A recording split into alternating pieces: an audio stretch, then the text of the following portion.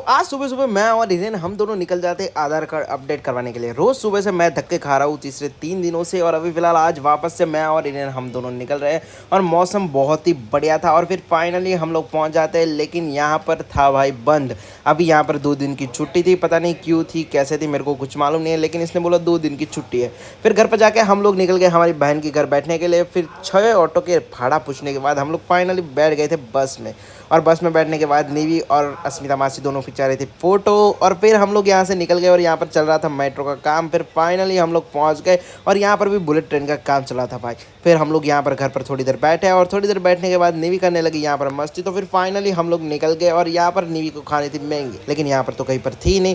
फिर हम लोगों ने यहाँ पर खाए थे भजिया और भजिया खाने के बाद ये खा रहे थे, इसको मैंने चिढ़ा दिया तो ये भाई रोने लगी। फिर यहाँ से हम लोग वापस से निकल गए, हमको खाना था छोले भटूरे, लेकिन यहाँ पर भीड़ थी। फिर हम लोग फाइनली निकल गए और आ गए सीधा हम लोग घर पर। और घर पर आके हम लोग थोड़ी देर बैठे यहाँ पर। थोड़ी देर बैठने के बाद हम लोगों ने खेली GTA 5 और GTA 5 यहाँ पर खेलने की हमको आ गई थी बहुत सारा मज़ा। और मिलते हैं नेक्स्ट व्लॉग में। Bye bye, take care.